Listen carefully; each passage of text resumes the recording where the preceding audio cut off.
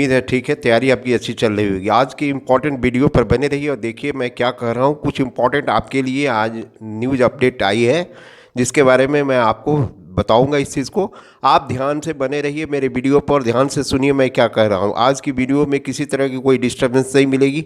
मैं पीसफुली इस चीज़ को बनाऊँगा और अच्छे ढंग से आपको पेश करूँगा। तो सबसे महत्वपूर्ण बात सुन लीजिए कि हमारे चैनल पर बहुत पहले से ये कहा जा रहा है कि टर्म 2 का वेटेज अधिक हो जाएगा। तो आज बात क्लियर छन कर आई। सीबीएसई के ऑफिशियल सूत्रों के अनुसार और भी विशिष्ट सूत्रों के अनुसार ये जानकारी मिली है कि टर्म 1 का वेटेज जो है 30% और टर्म 2 का वेटेज 70% हो जाएगा।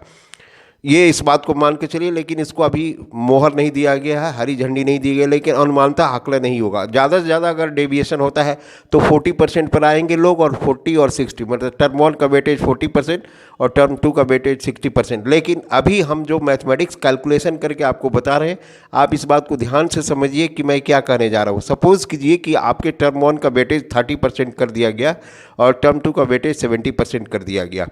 तो टर्म 1 का परीक्षा यदि बायोलॉजी की 35 मार्क्स की हुई थी, उसको 35 का 30% यदि आप लेते हैं मैक्सिमम मार्क्स, तो वो 10.5 होता है। ओके, ध्यान रखिएगा।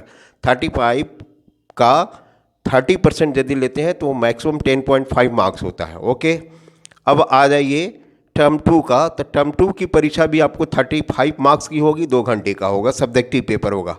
तो टर्म 2 के वेटेज को अगर 70% हम लोग लेके काउंट करते हैं तो ये हो जाता है 24.5। तो आप जोड़िए 10.5 जोड़ 24.5, तो कुल मिलाकर आपके हो गए मार्क्स 35।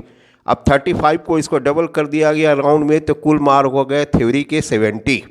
प्रैक्टिकल में एज यूजल 30 मार्क्स वैसे ही रहेंगे। जिस तरह से टर्म 1 में 15 में जिस बच्चे को जितना मार्क्स गया उतना ही रह जाएगा, और टर्म 2 में 15 में जितना मार्क्स उसको आएगा वही रह जाएगा, उसमें कोई डेविएशन या वेरिएशन नहीं होगा। मेरी बात को ध्यान से सुनिए। सपोज़ कीजिए कि किसी लड़के को टर्म 1 में 35 में मैक्सिमम मार्क्स आए उसको 10.5, ओके, वेटेज के अनुसार, और टर्म 2 में वेटेज के अनुसार उसको मैक्सिमम मार्क्स आए 24.5। तो इस तरह से जोड़िएगा तो 35 टोटल हो जाता है, उसको एग्जैक्ट कर लीजिए तो 70 हो जाता है। ये तो नॉर्मल फार्मूला हुआ। अब आ जाइए स्कोर मार्क्स।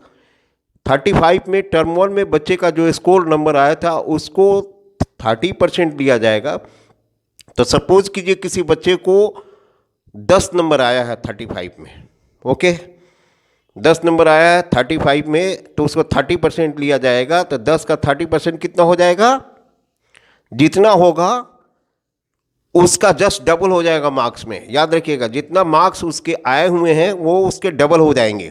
फिर टर्म 2 का जो मार्क्स स्कोर करेगा वो उसको मार्क्स डबल हो जाएंगे। तो कुल मिला के आपका मार्क्स जो हो जाएगा, जैसे सपोज कीजिए कि हमने अभी आपको बताया कि 35 में परसेंटेज के अनुसार किसी बच्चे का स्कोर आया 10 मार्क्स, 70% वेटेज टर्म 2 में वेटेज का लेते हुए अगर उसको आता है मार्क्स 30 मार्क्स, तो 30 मार्क्स हो गए। तो इसको आप जोड़िए 30 और 10 40 हो गए, राइट। तो 40 को उसको आप एग्जैक्ट कीजिएगा तो उसको 80 होता है, तो वो एक्सीड कर जाता है। लेकिन ऐसे नहीं होगा। इसके वेटेज को पुनः एक बार समझिए। मैं समझ रहा हूँ कि आप थोड़ा इसमें कंफ्यूज हो रहे हैं जानने के लिए। इसको लीजिए, जैसे मान लीजिए आपको 35 का टर्म 1 हुआ तो उसका वेटेज 30% लिया जाएगा। तो वेटेज 30% लिया जाएगा, इसका मतलब मैक्सिमम मार्क्स टर्म 1 के लिए फिक्स किया गया आउट ऑफ 35 में 10.5। टर्म 2 का मैक्सिमम मार्क्स फिक्स किया जाएगा 70% वेटेज का, तो 35 का 70% वेटेज हो जाता है 24.5। तो कुल मिलाकर ये हो गया 24.5 जोड़ 10.5, कुल मिला के होगा 35 हुआ। 35 को डबल कर दिया तो वो हो गया 70 मार्क्स हो गए। जैसे पहले बचा हुआ था 50-50% मार्क्स का, तो 50-50% वेटेज दोनों टर्म को नहीं दिया जाएगा, 30-70। मेरी बात को समझ रहे हैं मैं क्या कह रहा हूँ आपको? तो जिस बच्चे का जो स्कोर आएगा वो स्कोर को डबल हो जाएगा, वो उसका exact out of 70 marks theory का पेपर होगा, और प्रैक्टिकल में टर्म 1 में जो आया था, टर्म 2 में जो पेपर मार्क्स आए थे वो उसके मार्क्स जुड़ जाएंगे और कुल मिलाकर उसके मार्क्स जो होंगे एग्जैक्ट उसका आउट ऑफ 100 में आ जाएगा। सपोज़ कीजिए किसी बच्चे को टर्म 1 में प्रैक्टिकल में 15 दिया गया, टर्म 2 में भी 15 दिया गया, तो इस तरह कुल मिला उसको 30 हो गए और वेटेज के अनुसार उसका ना मार्क्स आ रहा है, इधर टर्म 1 के मार्क्स उसको आ रहे हैं, मान लीजिए सपोज़ कीजिए कि 15 नंबर आ गए, टर्म 2 में उसको आ गए 20 नंबर आ गए, तो टर्म 2 का 15 15 30 हो गया और इधर इसका 20 20 हो गया, 40 20 30 70 हो गए। तो आप समझ गए होंगे कि मैं आपको किस तरह से मैथमेटिकल वे में इसको कैलकुलेट करके समझा रहा हूँ। यदि आपको अभी भी नहीं समझ में आई तो सीधा सा गणित है, उसको समझने की कोशिश कीजिए। गणित ये हुआ कि टर्म 1 का आपकी परीक्षा 35 मार्क्स की हुई थी।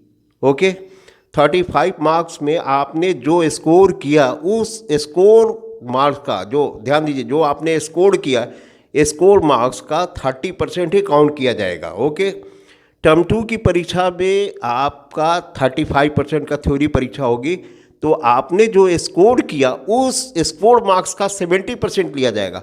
अब ये 70% मार्क्स जो स्कोर मार्क्स का हुआ सो, और टर्म 1 में 35 में जो आपको आया उसका 30% लेके टोटल को दोनों को जोड़ दिया जाएगा और जोड़ को उसको डबल कर दिया जाएगा, तब आपका टोटल आउट ऑफ 70 मार्क्स हो जाएगा।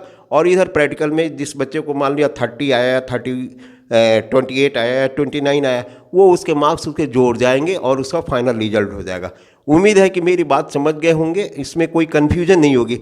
जो ही कोई कन्फ्यूजन है तो आप हमारे 6202263005 पर फ़ोन करके क्वेरी कर सकते हैं, जानकारी ले सकते हैं।